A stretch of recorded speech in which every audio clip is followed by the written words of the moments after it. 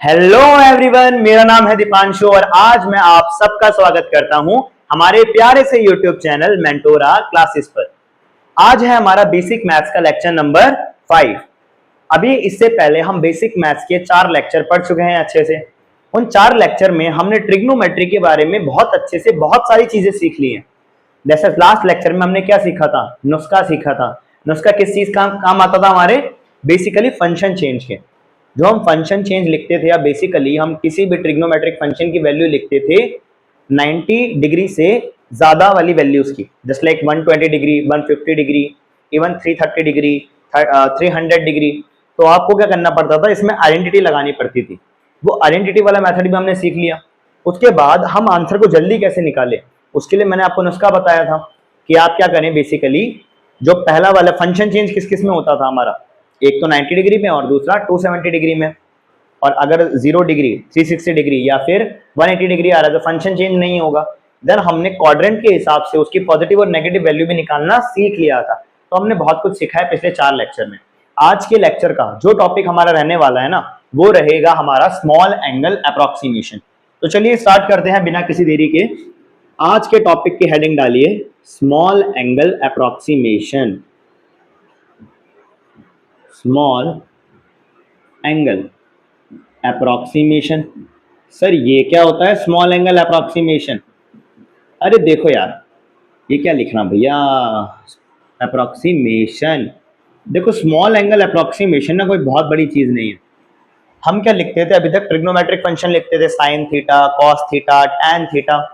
अब क्या होगा, जो हम यहाँ पर थीटा लेते थे ना साइन के अंदर, कॉस के अंदर, टैन के अंदर, अगर ये थीटा बहुत ज्यादा छोटा हो जाए, छोटा इन द सेंस मैं छोटे को अपनी कैटेगरी वाइज डिवाइस कर रहा हूँ। मेरे हिसाब से जो छोटा एंगल है और जहां तक आप स्मॉल एंगल अप्रोक्सीमेशन लगा सकते हैं वो है अप टू 10 डिग्री।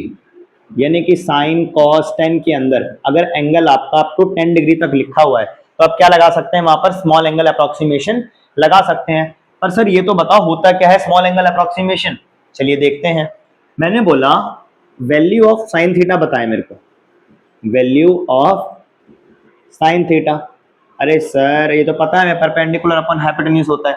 मैंने कहा ठीक है, ये बात तुमसे एकदम सही कर रहे हो। जब एंगल आपका अच्छा खासा बड़ा है तो आप क्या बोलेंगे कि किसी भी ट्राइंगल में साइन थीटा क्या होता है, परपेंडिकुलर अपॉन में hypotenuse. But what if this angle is very small, what if this angle is very small, this angle is very small. अगर ये एंगल बहुत ज्यादा छोटा हो गया तब क्या होगा, हम ना विजुलाइज करके देख लेते हैं एक बार। मैंने बोला कि देखिए अभी मैं क्या कर रहा हूँ, एक राइट एंगल ट्राइंगल बनाने की कोशिश कर रहा हूँ। ये मैंने क्या बनाया, राइट एंगल ट्राइंगल बनाया, थोड़ा टेढ़ा मेढ़ा हो गया, और आप समझ जाओ ये मेरा 90 डिग्री वाली साइड है। ये मैंने अपना थीटा मान लिया, ये मैंने अपना परपेंडिकुलर इस थीटा के रिस्पेक्ट में ये वाला बेस, और ये क्या हो गया मेरा हाइपोटेन्यूस हो गया। मैंने कहा बहुत ही बढ़िया। जब मेरा एंगल बड़ा था तो मेरी साइन थीटा की वैल्यू क्या आ रही थी, परपेंडिकुलर अपॉन हाइपोटेन्यूस। और जैसे जैसे ये एंगल छोटा होता जाएगा, छोटे का मतलब बहुत छोटा यार, 1 डिग्री 2 डिग्री ये तो दिखेंगे भी नहीं, तो 1 डिग्री 2 डिग्री लगभग लगभग लगभग ऐसे आ जाएगा। आपको लाइन दिख रही है यहाँ पर, ये जो एंगल बन रहा है ना, ये है आपका वेरी स्मॉल एंगल। ये क्या हो जाएगा आपका वेरी स्मॉल एंगल। मैं इस वाली पिक्चर को ना जूम इन करके बनाता हूँ एक बार, ठीक है, जूम इन करके यहाँ पर ड्रॉ करता हूँ तो देखना यहाँ पर कैसी इमेज बनेगी। मैंने बोला कि भाई देखिए ये था आपका बेस, और मैंने जो हाइपोटेन्यूज बनाया वो ऐसा कर दिया, क्योंकि परपेंडिकुलर इसका छोटा हो गया ना, परपेंडिकुलर क्या हो गया, छोटा हो गया। और क्यों छोटा हुआ है, क्योंकि यहाँ पर एंगल ही छोटा हो गया है। पहले एंगल थीटा था, अब कितना एंगल है, डी थीटा एंगल है। कितना एंगल है हमारा, डी थीटा एंगल। अगर मैं इसी को अपना सेंटर मानकर एक सर्कल में ये घुमा दूं, ये चलो सर्कल में बाद में आते हैं, मेरे को ये चीज बताओ, आपको ये चीज फील आई? जैसे हमने थीटा लिया तो साइन थीटा की वैल्यू परपेंडिकुलर अपन हाइपोटेन्यूज आ गई। जैसे ही मैंने थीटा को क्या करा, छोटा कर दिया, तो उसका परपेंडिकुलर क्या कर गया, डिक्रीज कर गया। दिख ही रहा है हमें, दिख रहा नहीं दिख रहा, परपेंडिकुलर क्या कर जाएगा उसका, डिक्रीज कर जाएगा। और हमने जब इसको जूम इन करके बनाया तो ये कुछ इस तरीके का दिखेगा। तो मैं कहना ये चाह रहा हूँ, ये जो छोटा सा आपको परपेंडिकुलर दिख रहा है ना, ये कैसा बिहेव करेगा, एक सर्कुलर आर्क की तरह बिहेव करना स्टार्ट कर जाएगा। कैसे बिहेव करेगा, सर्कुलर आर्क की तरह बिहेव करेगा। देखिए यहाँ पर देखते हैं, मैंने बोला ये मेरा सेंटर मान के अगर मैंने ये बेस बनाया, और ये क्या हो गया मेरा छोटा सा परपेंडिकुलर हो गया, एकदम छोटा सा परपेंडिकुलर। तो ये परपेंडिकुलर जब भी मैं ड्रॉ करूंगा तो बहुत छोटा सा नहीं लग रहा है, ऐसा नहीं लग रहा आर्क लेंथ की तरह है। अगर यहां से पकड़ के मैं एक सर्कल घुमा दूं इस तरीके से, देखो तो एक सर्कल का आपको ये पार्ट नहीं लग रहा है, सर्कल का पार्ट, और ये वाली जो लेंथ है आपकी बेस वाली, ये क्या हो जाएगी आपकी रेडियस के बराबर हो जाएगी। और जब आपका परपेंडिकुलर इतना छोटा हो गया है तो आपको ऐसा नहीं लग रहा है कि जो नीचे वाली साइड है और ये जो ऊपर वाली साइड है ये अप्रोक्सीमेटली सेम हो गई है। आर्क लेंथ में यही तो होता है, नीचे वाली साइड भी आर, ऊपर वाली साइड भी आर, और ये चीज क्या बन जाती है हमारी, ये वाली चीज। देखो मैं मार्क करता हूं एक बार रेड मार्कर से, ये वाली चीज कह रहा हूं, देखो ये वाली चीज, ये वाली चीज क्या बन जाएगी हमारी, आर्क लेंथ बन जाएगी। क्या बन जाएगी ये वाली चीज हमारी, आर्क लेंथ बन जाएगी। तो अगर मैंने अपने थीटा एंगल को कितना कर दिया, डी थीटा कर दिया, कितना कर दिया मैंने एंगल को अपने, डी थीटा कर दिया। अब निकालते हैं यहां से साइन थीटा की वैल्यू, परपेंडिकुलर आर्क लेंथ हो जाएगी हमारी। तो यहां से अगर मैं वैल्यू निकालू साइन थीटा की, कब, जब थीटा क्या हो, वेरी स्मॉल हो, थीटा क्या हो हमारा, वेरी स्मॉल हो। तो यहां से बहुत इजी से निकाल सकता हूं, साइन थीटा होता तो परपेंडिकुलर अपन हाइपोटेन्यूज ही है, बट यहाँ पर परपेंडिकुलर क्या हो जाएगी, आर्क लेंथ। आर्क लेंथ क्या होती है हमारी, रेडियस इंटू थीटा, और हाइपोटेन्यूज भी किसके बराबर हो गया है, रेडियस के बराबर हो गया। रेडियस से रेडियस कटेगा, आंसर कितना आ जाएगा, थीटा। कितना आ गया आंसर भाई, theta. That means what if this angle is very small, अगर हमारा एंगल जो है वो बहुत ज्यादा स्मॉल हो जाता है, ऐसे केस में जो हमारा साइन थीटा है उसको हम क्या लिख सकते हैं, थीटा लिख सकते हैं। क्या लिख सकते हैं भाई, थीटा लिख सकते हैं। तो आपको ये बात ध्यान में रखनी है, ठीक है। अच्छा इसके साथ आपको एक और बात ध्यान में रखनी है, बहुत बढ़िया। वो क्या बात थी कि साइन थीटा को आपने थीटा तो बना दिया, बहुत बढ़िया। यहां पर ये ट्रिग्नोमेट्रिक फंक्शन था, पर जब आपने इसे सिर्फ एज अ थीटा लिखा, सिर्फ थीटा, बिना साइन और कॉस के, तो ये कैसा फंक्शन बन जाएगा भाइयों बहनों भी, कैसा बन जाएगा, एल्जेब्रिक फंक्शन। कैसा फंक्शन बन जाएगा भाई, एल्जेब्रिक फंक्शन।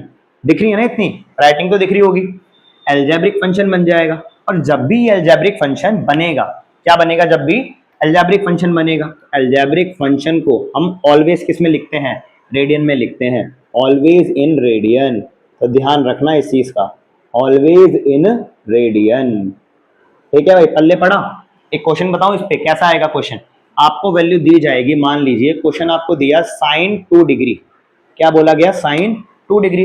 मैंने क्या बोला आपको, 10 डिग्री तक आप अप्रोक्सीमेशन लगा सकते हैं। तो यहाँ पे 2 डिग्री, साइन 2 डिग्री का क्या बचेगा, सिर्फ 2 डिग्री बचेगा, और हम डिग्री में रख नहीं सकते, हमें रेडियन में कन्वर्ट करना है। तो रेडियन में कन्वर्ट करने के लिए आप खुद बताएं, हम इसे किससे मल्टीप्लाई कर देंगे। हमें पता है कि भाई देखो हमने रिलेशन पढ़ा है ना रेडियन और डिग्री के बीच में, आपको ये याद करने को बोला था कि 180 डिग्री किसके बराबर होता है, पाई रेडियन के बराबर होता है। तो यहां से 1 डिग्री की वैल्यू कितनी आ गई, पाई रेडियन अपॉन में 180। 1 रेडियन की इतनी है तो 1 डिग्री की इतनी है तो 2 डिग्री की कितनी हो जाएगी, मल्टीप्लाई कर दो 1 डिग्री की वैल्यू से, पाई रेडियन अपॉन में 180, यानी कि आंसर हमारा कितना आ गया, पाई रेडियन अपॉन में 90। कितना आंसर आ गया, पाई रेडियन अपॉन में 90। इस तरह से करना है क्वेश्चन। समझ आया, small angle approximation sine theta के लिए क्या हो जाएगा, थीटा हो जाएगा। क्या हो जाएगा, थीटा हो जाएगा। चलिए जल्दी से नोट करिए इसे, फिर आगे पढ़ते हैं हम।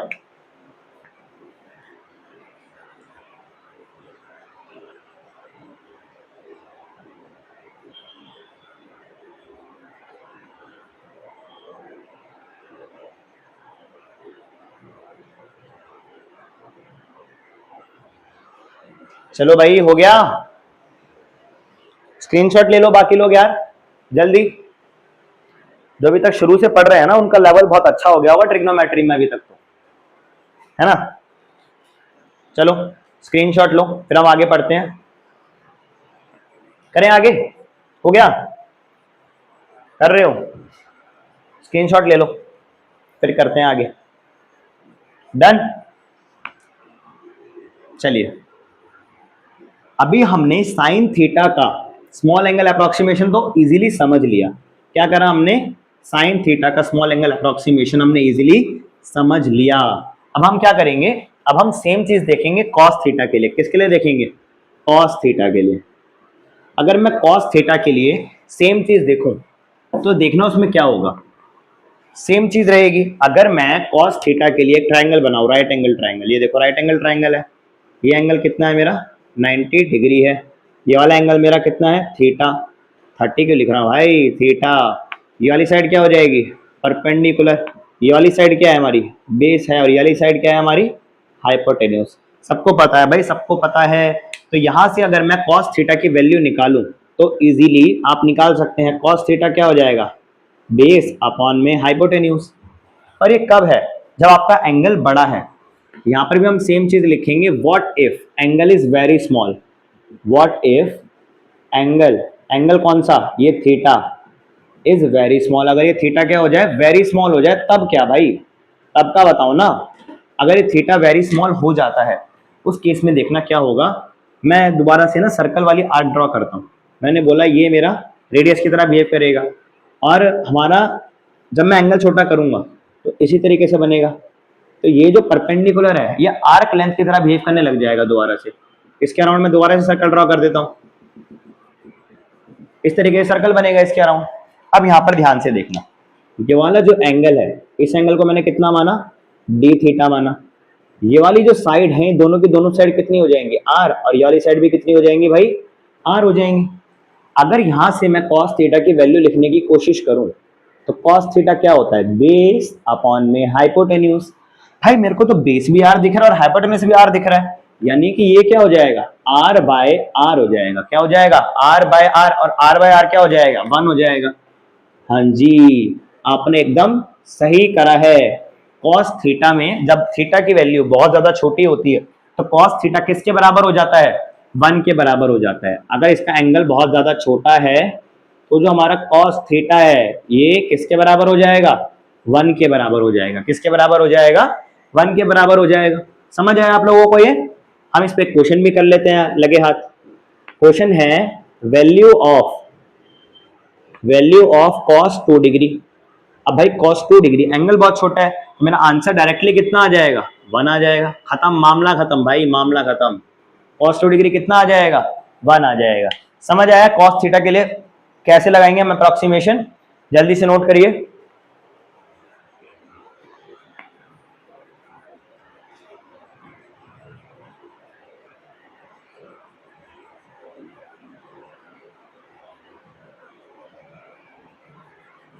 हुआ भाई, ये तो छोटा सा ही था। करें आगे, कर रहे हैं भाई, आगे कर रहे हैं भाई, आगे नोट करिए जल्दी से।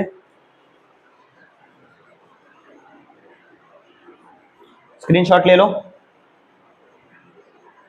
चलिए बढ़ते हैं आगे, क्वेश्चन कर लिया सबने, चलिए बढ़ते हैं आगे।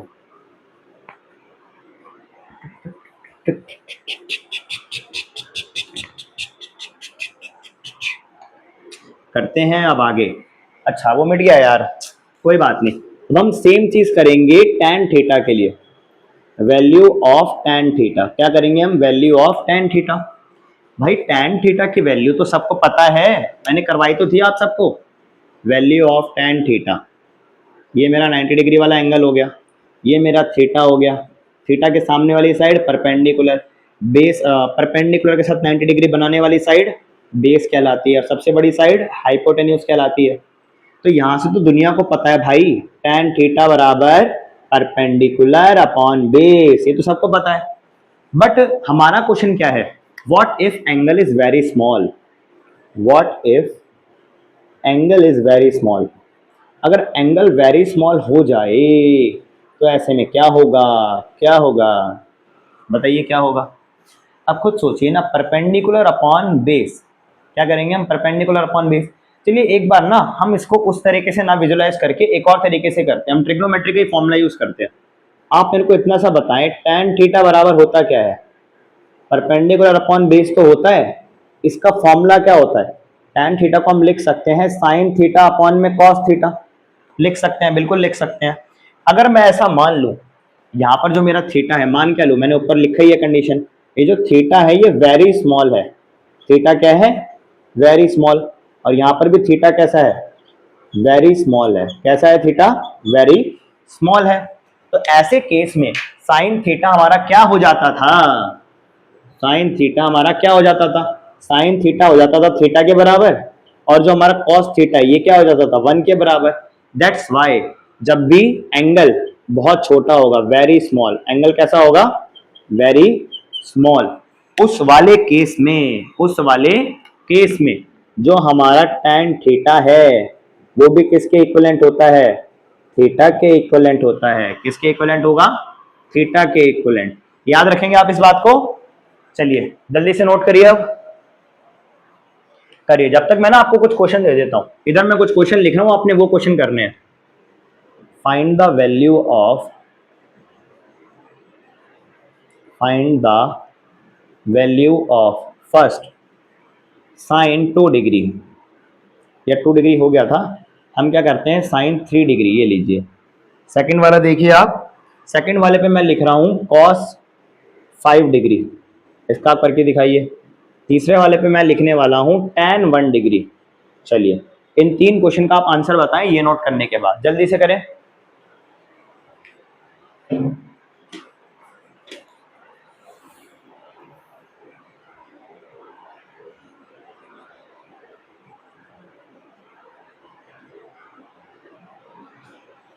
हो गया भाई? हो गया होगा अब तक तो। मैं हिंट दे देता हूँ क्वेश्चन कैसे होंगे, आप आसानी से कर पाएंगे ये क्वेश्चन, कोई मुश्किल नहीं। इसका आंसर क्या हो जाएगा? 3 डिग्री, पर 3 डिग्री नहीं लिखेंगे, इसे हम कन्वर्ट कर देंगे किस में? रेडियन में। पाई अपॉन में 180 रेडियन से मल्टीप्लाई करके cos 5 डिग्री तो सीधा 1 हो जाएगा, क्योंकि स्मॉल एंगल पे cos की वैल्यू क्या होती थी? 1 हो जाती थी। tan 1 डिग्री 1 डिग्री होगा, और 1 डिग्री को मैं क्या लिख सकता हूँ? पाई रेडियन अपॉन में 180। हो गया क्वेश्चन सॉल्व। इतना इजी था भाई स्मॉल एंगल अप्रोक्सीमेशन, और ये बहुत जगह यूज होगा। कैसे? कहाँ पर? हमारे फिजिक्स के चैप्टर्स में, एसएचएम में बहुत ज्यादा यूज होने वाला है, क्योंकि एसएचएम में अगर मैं एम्पलीट्यूड लेके चलूँ, यानी कि थीटा की वैल्यू वो बहुत छोटी होगी, और थीटा जब छोटा होगा तो tan थीटा को हम थीटा रख देंगे, ठीक है। साइन थीटा को भी थीटा रख सकते हैं, that's why sine theta tan theta के बराबर रख देंगे वहां पर हम। तो बहुत सारे इसके प्रैक्टिकल यूज केस हैं, वो हम धीमे धीमे करके पढ़ते रहेंगे अपने ट्रिग्नोमेट्री में, ठीक है। अभी के लिए ये चीज नोट करें आप। हो गया होगा? स्क्रीनशॉट ले लो, बाकी ले लिया? चलिए करते हैं आगे, आगे करते हैं। अब हम पढ़ेंगे क्वेश्चंस। हम पढ़ेंगे नहीं, एक्चुअली में करेंगे। मैं क्वेश्चन लिखूंगा, आप ना मेरे को उसका आंसर बताना, ठीक है। देखिए क्वेश्चन कुछ इस तरह है। At any instant, at any instant a person, a person finds angle of elevation, finds angle of elevation from a tall building, from a tall building of 40 meter, of 40 meter as 30 degree Celsius, S 30, sorry Celsius क्यों बोल रहा हूँ पता नहीं, S 30 degree. उसके आगे है question में after some time, after some time angle of elevation, after some time angle of elevation becomes, angle of elevation becomes 60 degree, then find, then find distance moved, then find distance moved by a person, by a person towards building, towards building, ठीक है। Question का मतलब आपको समझ आ चुका होगा, तो जल्दी से शुरू हो जाइए, ठीक है। जिनको क्वेश्चन समझ नहीं आया ना वो मेरे से समझें, जिनको आ गया वो वीडियो पॉज करें और अपने आप क्वेश्चन करना स्टार्ट करें। देखिए हम कैसे करेंगे इस क्वेश्चन को। हमें बोला गया एट एनी इंस्टेंट, यानी कि किसी समय पे a person finds angle of elevation from a tall building, जिसकी हाइट कितनी दे रखी है? 40 मीटर, और हमें एंगल ऑफ एलिवेशन कितना दे दिया? 30 डिग्री। यानी कि कोई पर्सन चल रहा है, चल रहा है, चल रहा है, और एट एनी इंस्टेंट पे वो किसी बिल्डिंग को देखता है, तो उसकी आंख जितना एंगल बना रही होती है बिल्डिंग के टॉप से, उसको बोलेंगे एंगल ऑफ एलिवेशन। तो एंगल ऑफ एलिवेशन कितना दिख रहा है उसे शुरू में कितना दिखता है, 30 डिग्री दिखता है। फिर वो कुछ टाइम और चलता है, कुछ टाइम और चलने के बाद बिल्डिंग के पास पहुंच गया, तो बिल्डिंग के पास पहुंचने पे बिल्डिंग और ऊपर दिखेगी, तो उसका सर और ऊपर हो गया, तो एंगल ऑफ एलिवेशन क्या हो गया उसका, बढ़ गया। कितना दे रखा है यहाँ पर, 60 डिग्री हो गया। तो हमें यही बताना है कि 30 से 60 डिग्री होने पर वो कितना डिस्टेंस आगे चला होगा। ठीक है, चलिए ट्राई करते हैं इस क्वेश्चन को। मैंने बोला कि मान लो ये वो रास्ता है जिसपे वो आदमी चल रहा था, ये वो बिल्डिंग है जिसको वो देख रहा था। इसकी हाइट कितनी दे रखी है हमें भाई, 40 मीटर दे रखी है। कितनी दे रखी है हमें, 40 मीटर दे रखी है। मान लो इनिशियली आदमी यहाँ पर था और इस बिल्डिंग के टॉप पर देख रहा था। यहां से जो एंगल ऑफ एलिवेशन बेचारे को मिला, वो बेचारे को कितना मिला, 30 डिग्री मिला। मान लो ये डिस्टेंस है ए, ये वाला डिस्टेंस है बी। ठीक है, ए से बी तक आदमी जाने की कोशिश कर रहा है, तो चल रहा है ए से बी तक। शुरू में एंगल ऑफ एलिवेशन 30 डिग्री था। जब वो कुछ डिस्टेंस चला, मैंने ऐसा मान लिया कि एक्स डिस्टेंस चला होगा। कितना डिस्टेंस चला होगा, एक्स डिस्टेंस चला होगा। इस डिस्टेंस पे चलने के बाद आदमी यहां पर खड़ा है। यहां से आदमी को जो एंगल ऑफ एलिवेशन दिखेगा वो ऑब्वियसली ज्यादा दिखेगा। इसे कितना दिख रहा है अब, 60 डिग्री दिख रहा है। ठीक है, तो ये पूरा डिस्टेंस जो था मैंने इसको एल माना, ठीक है, इसको एक्स माना, तो ये बचा हुआ डिस्टेंस क्या हो जाएगा, एल माइनस एक्स हो जाएगा। अभी थोड़ी देर में पता लग जाएगा आपको कि मैं ऐसा क्यों निकाल रहा था। हम क्या करेंगे, ट्रिग्नोमेट्री का यूज करके ये चीज पता करेंगे कि एक्स कितना होगा। ठीक है जी, कैसे पता कर सकते हैं ये, सबसे पहले मैं इसकी नेमिंग कर देता हूं, ए बी सी बोल देता हूं। सबसे पहले ए बी सी ट्राइंगल की बात करें अगर हम, और यहां पर tan 30 की वैल्यू निकालें, in triangle A B C हम क्या करेंगे, tan 30 डिग्री निकाल रहे हैं। क्या निकाल रहे हैं भाई, tan 30 डिग्री। tan 30 डिग्री होता तो परपेंडिकुलर अपॉन बेस है। परपेंडिकुलर कितना हो जाएगा इसका, 40 हो जाएगा। बेस कितना हो जाएगा इसका, L हो जाएगा। कितना हो जाएगा, L हो जाएगा। और tan 30 होता कितना है, 1/√3। तो यहां से आप L की वैल्यू निकाल लें। अगर यहां से आप L की वैल्यू निकालें तो L की वैल्यू मेरे को साफ साफ दिख रहा है कितनी आ रही है, 40√3 आ रही है। कितनी आ रही है भाई, 40√3 आ रही है। बहुत ही बढ़िया। अब हम किसकी वैल्यू निकालेंगे, अब हम जाएंगे अपने दूसरे ट्राइंगल में। ये है हमारा OBC ट्राइंगल, OBC अब जाएंगे हम इन ट्राइंगल OBC। अच्छा, इसको ना फर्स्ट इक्वेशन मान लो। ये जो वैल्यू निकाली ना हमने L की value 40√3, first equation. In triangle OBC, यहां पर भी आप क्या लगाएं, tan 60 डिग्री लगाएं, क्योंकि यहां पर एंगल कितना है, 60 डिग्री। tan 60 डिग्री भी क्या होगा, परपेंडिकुलर अपॉन में बेस होगा। परपेंडिकुलर कितना है मेरा, 40 है। परपेंडिकुलर कितना है मेरा, 40, और बेस मेरा कितना है, L माइनस एक्स। कितना है बेस मेरा, L माइनस एक्स है। तो यहां से आप क्या करें, L माइनस एक्स की वैल्यू निकाल लें। tan 60 होता है √3, यहां आ गया 40, और यहां क्या आ गया, L माइनस एक्स आ गया। तो यहां से L माइनस एक्स की जो वैल्यू निकल कर आई वो कितनी आ रही है, 40 अपॉन में √3 आ रही है। शाबाश, आपको इसकी वैल्यू भी पता है और आपको पूरे की वैल्यू भी पता है, L की वैल्यू। L की वैल्यू में से ये वाली वैल्यू माइनस कर दूंगा तो मेरे को क्या मिल जाएगा, एक्स डिस्टेंस मिल जाएगा। यानी कि वो आदमी कितना चला होगा एंगल ऑफ एलिवेशन 30 से 60 करने के लिए। इसको बोल दिया सेकंड इक्वेशन। तो हम क्या करेंगे, अपनी फर्स्ट इक्वेशन में से सेकंड इक्वेशन क्या कर देंगे, माइनस कर देंगे। तो यहां पर लिखना subtracting equation 1, equation 1 minus equation 2। Equation 1 कितनी थी हमारी, 40√3। 40√3 में से क्या माइनस करना है मेरे को, 40/√3। ले लीजिए एलसीएम, एलसीएम आ गया हमारा √3, ऊपर जाएगा 40√3 से √3 मल्टीप्लाई होगा तो 3 बन जाएगा। ये 43 जा 120 बन गया। माइनस का साइन है, यहाँ 1 और यहाँ क्या आ गया, 40 आ गया। यानी कि हमारा जो आंसर आ रहा है वो कितना आ रहा है, 80/√3। कितना आ गया आंसर भाई हमारा, 80/√3। चलिए जल्दी से नोट करें ये।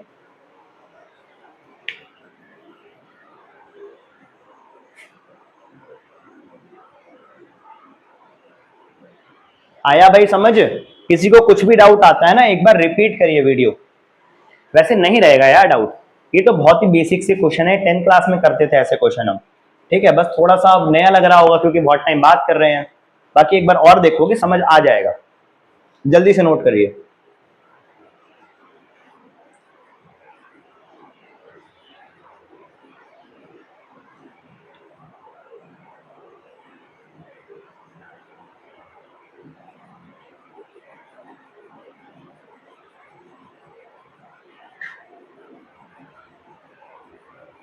डन भाई डन, स्क्रीनशॉट ले लो जल्दी से इसका, हम आगे बढ़ते हैं यार। पढ़ाई नहीं रुकनी चाहिए लाला, पढ़ाई नहीं रुकनी चाहिए।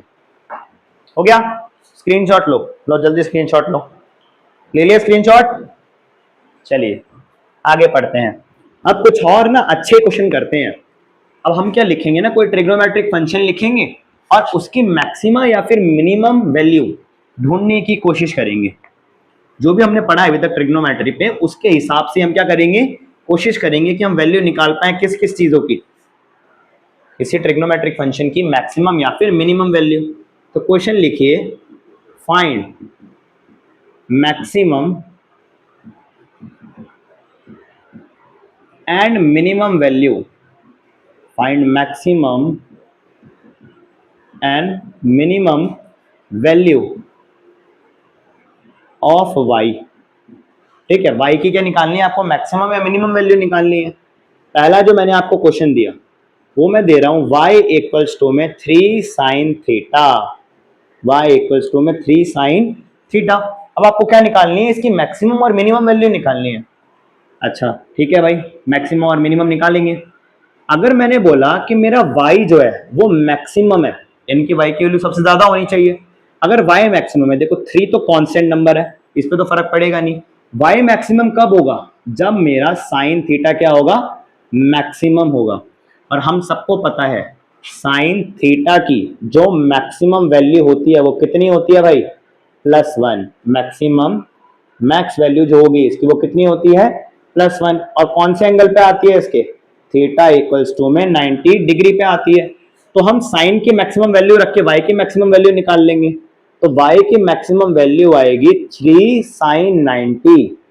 दैट मीन्स y की जो मैक्सिमम वैल्यू आ रही है वो कितनी आ रही है, 3 आ रही है, क्योंकि साइन 90 तो कितना हो गया भाई, 1 हो गया। तो y की मैक्सिमम वैल्यू आ गई हमारी 3। ठीक है जी, बहुत बढ़िया। मिनिमम वैल्यू कब आएगी, जैसे मैंने लिखा था y is a function of 3 sine theta, तो y की मिनिमम वैल्यू भी तभी आएगी जब हमारे साइन थीटा की वैल्यू मिनिमम आएगी। और आप सबको अभी तक ये तो पता चल ही गया होगा कि साइन थीटा की जो मिनिमम वैल्यू होती है, कौन सी वैल्यू, मिनिमम वैल्यू, वो कितनी होती है साइन थीटा की मिनिमम वैल्यू, बताइए मेरे को। वो होती है -1। कितनी होती है हमारी, -1। और ये कौन से एंगल पे आती है, ये आती है थीटा इक्वल्स टू 270 डिग्री पे। इस पे आती है थीटा इक्वल्स टू 270 डिग्री। तो रखिए साइन की मिनिमम वैल्यू, तो हमारा y मिनिमम निकल जाएगा, यानी कि कितना आ जाएगा y मिनिमम, -3। कितना आ गया हमारा y मिनिमम, -3। तो कितना बढ़िया से हमने समझ लिया कि y देखो किसका फंक्शन है, 3 साइन थीटा का। तो 3 तो कांस्टेंट नंबर है, उसको तो हम चेंज कर ही नहीं सकते ना, बदलेगा कौन, साइन थीटा। साइन थीटा की मैक्सिमम वैल्यू मतलब y की मैक्सिमम वैल्यू, साइन थीटा की मिनिमम वैल्यू मतलब y की मिनिमम वैल्यू। जल्दी से नोट करें इसे।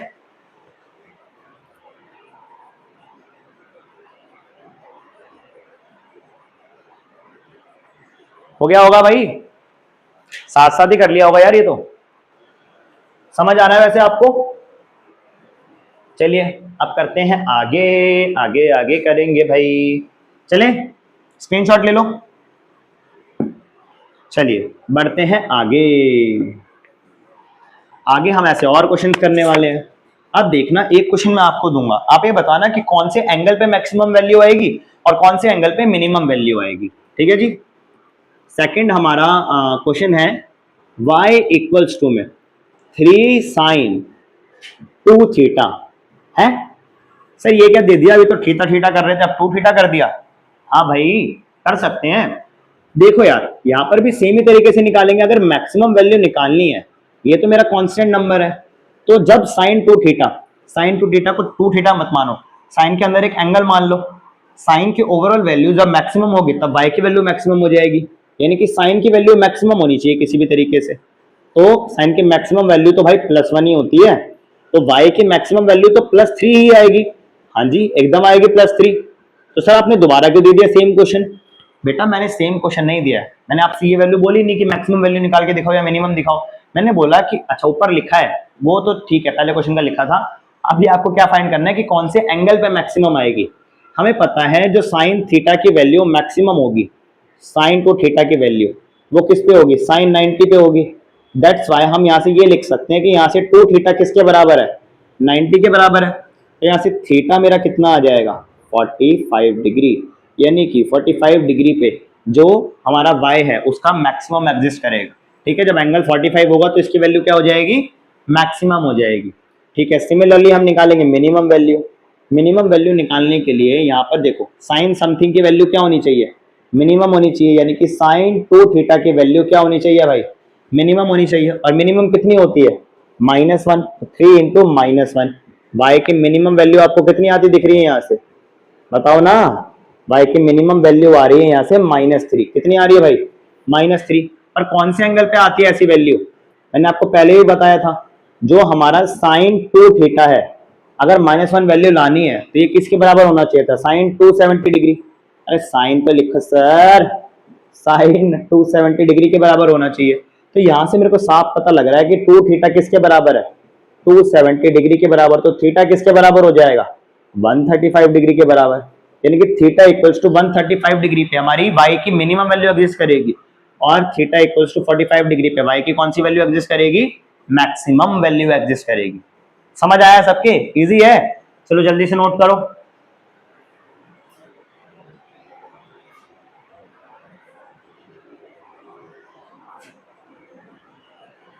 हो गया भाई, जल्दी लिखिए।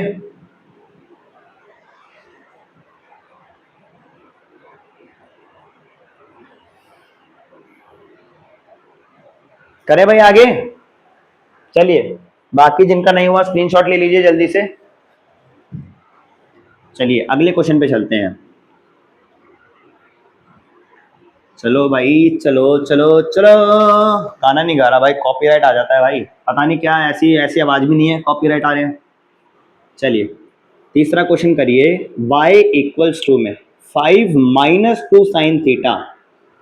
अब मजा आएगा ना भिड़ो। चलो अब इस पर मजा आने वाला है। आपको यहाँ पर मैक्सिमम वैल्यू निकालनी है y की, और आपको निकालनी है मिनिमम वैल्यू। यहाँ पर आपको वैल्यू बतानी है, एंगल तो बताइए अब आपको कि मैक्सिमम वैल्यू थीटा ही दे रखा है ना नॉर्मल, मतलब मैक्सिमम किस पे आएगी, 90 पे, और मिनिमम 270 पे। अब मेरे को ये बताओ y की मैक्सिमम वैल्यू कितनी आएगी और y की मिनिमम वैल्यू कितनी आएगी, दिमाग लगाओ, सोचो एक बार सोचो। इतना मेरे को जरूर दिख रहा है कि देखो y का जो फंक्शन है वो कैसे लिखा है, 5 माइनस समथिंग लिखा है। दैट मीन्स किसी क्वांटिटी में से आप जितना कम माइनस करोगे उतनी ही ज्यादा हमारी आंसर वाली वैल्यू आएगी। यानी कि अगर y को यहाँ पर मैक्सिमम होना है, y को क्या होना है यहाँ पर, मैक्सिमम, तो यहाँ पर जो आपका सब्ट्रैक्टिंग फंक्शन है जिसको हम सब्ट्रैक्ट कर रहे हैं वो कम से कम होना चाहिए, यानी कि y की वैल्यू यहाँ पर मिनिमम आनी चाहिए। समझे, ज्यादा वैल्यू में से जितनी कम वैल्यू माइनस करोगे उतना बड़ा आंसर आएगा, और भाई जितनी मतलब कोई भी वैल्यू में से जितनी बड़ी वैल्यू माइनस करोगे उतना छुटकू सा आंसर आएगा। सिंपल सी चीज है ना। मैं तो ये कहना चाह रहा था, अगर 10 में से 5 माइनस करोगे तो 5 ही आंसर आएगा, 10 में से 1 माइनस करोगे तो 9 आंसर आएगा। यानी कि किसी फिक्स क्वांटिटी में से अगर आप छोटी वैल्यू माइनस करते हो तो बड़ा आंसर आता है ना। तो वही चीज तो मैं कह रहा हूँ, अगर y की मैक्सिमम वैल्यू निकालनी है तो जिस चीज को माइनस करना है उसकी वैल्यू क्या होनी चाहिए, मिनिमम होनी चाहिए। और साइन थीटा की जो मिनिमम वैल्यू है वो कितनी है, -1 है, और कौन से एंगल पे आती है, 270 डिग्री पे आती है। तो रख दीजिए वैल्यू 5 -2, और ये क्या हो जाएगा, -1। -2 और -1 क्या हो गया, प्लस का 2 हो गया। तो यहाँ पर वैल्यू आएगी आपकी 5 + 2, यानी कि कितनी आ गई, 7 आ गई। कितनी आ गई, 7 आ गई। अब उल्टा केस हो जाएगा भाई मिनिमम के साथ, कि अगर 5 में से मैं ऐसी वैल्यू माइनस करूं जो कि बहुत बड़ी है, अपने मैक्सिमा पे है, तो ऑब्वियसली आंसर क्या आएगा, कम आएगा, मिनिमम आएगा।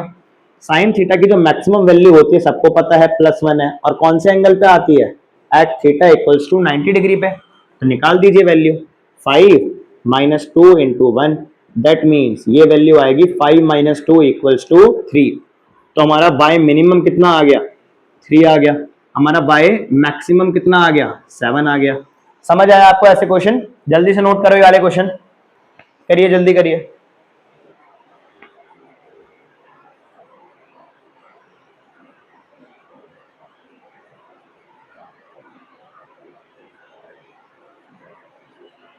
करिए जल्दी करिए भाई, जल्दी करो जल्दी करो।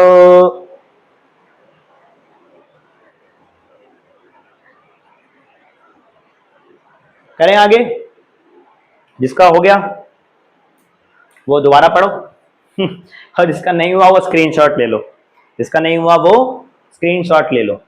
ठीक है जी, चलिए करते हैं अगला क्वेश्चन, अपना चौथा क्वेश्चन करते हैं आज का। आज का चौथा नहीं, वैसे तो इस सीरीज का चौथा है, मतलब पूरी सीरीज मत मान लेना भाई, ये सीरीज कह रहा हूँ, मतलब मैक्सिमम मिनिमम वाली। ठीक है जी, करते हैं अगला क्वेश्चन।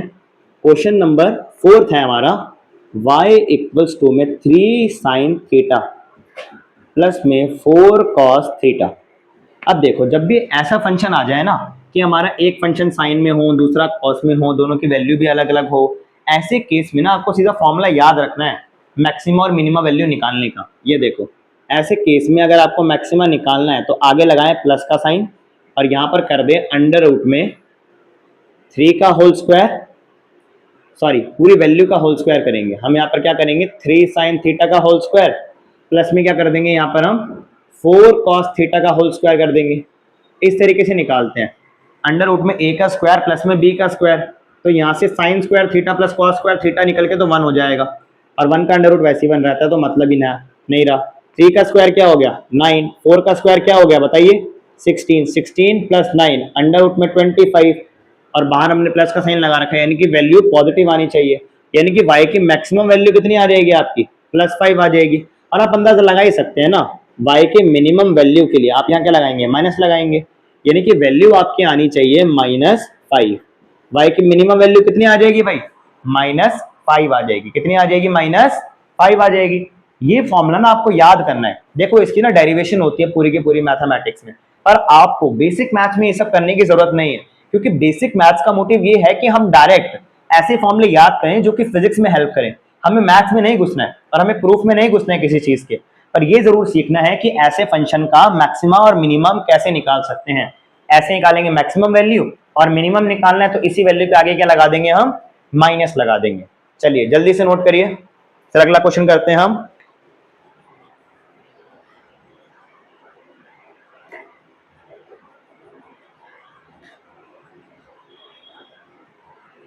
हो गया होगा नोट भाई, करें आगे।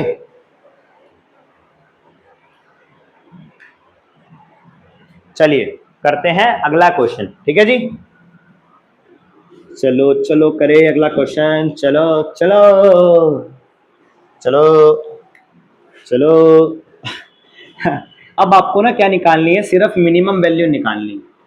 Find minimum value of y, क्या निकालनी है find minimum value of y। आपकी जो y की वैल्यू है वो इस तरीके से दे रखी है, y इक्वल्स टू में 3 अपॉन में under root 3 sine theta plus में कॉस थीटा। ये वैल्यू आपको दे रखी है और आपको क्या निकालनी है y की मिनिमम वैल्यू निकालनी है। अगर y को आपको मिनिमम करना है तो दो तरीके हैं, या तो ऊपर वाली वैल्यू को आप क्या कर दें एकदम मिनिमाइज कर दें, और दूसरा तरीका क्या है सर, दूसरा तरीका ये है कि नीचे वाली वैल्यू को आप एकदम मैक्सिमाइज कर दें, क्योंकि रेसिप्रोकल है ना एक दूसरे के, ये रेसिप्रोकल नहीं है एक दूसरे के, बट हाँ ये जरूर कह सकते हैं इनवर्स का रिलेशन है। इसको बढ़ाएंगे तो ये क्या होगा कम होगा, अगर हमने इसकी मैक्सिमम वैल्यू लिख दी तो ऑटोमेटिकली इसकी कौन सी आ जाएगी मिनिमम वैल्यू। और ऊपर वाला हम छेड़खानी कर नहीं सकते, कोई बताएगा क्यों नहीं कर सकते ऊपर वाले से छेड़खानी, क्योंकि भाई वो कांस्टेंट नंबर है, टू को हम चेंज नहीं कर सकते। तो अगर हमें y की मिनिमम वैल्यू निकालनी है तो हमें क्या करना पड़ेगा, नीचे वाले फंक्शन को मैक्सिमाइज करना पड़ेगा। और अभी मैंने इससे पहले पढ़ाया था, एक फंक्शन साइन में हो और एक कॉस में हो तो क्या करेंगे अंडर रूट में इसकी जो वैल्यूज है आप सीधा मैग्नीट्यूड का स्क्वायर कर दे, क्योंकि साइन स्क्वायर थीटा प्लस में कॉस स्क्वायर थीटा वैसे भी 1 हो जाना है, पिछले लेक्चर में पढ़ा है हमने आइडेंटिटी में। तो सीधा क्या करें √3 का स्क्वायर प्लस में 1 का स्क्वायर करें। नीचे आप मैक्सिमम वैल्यू निकाल रहे हैं तो आप क्या करेंगे नीचे √3 का स्क्वायर प्लस में आप क्या करेंगे 1 का स्क्वायर।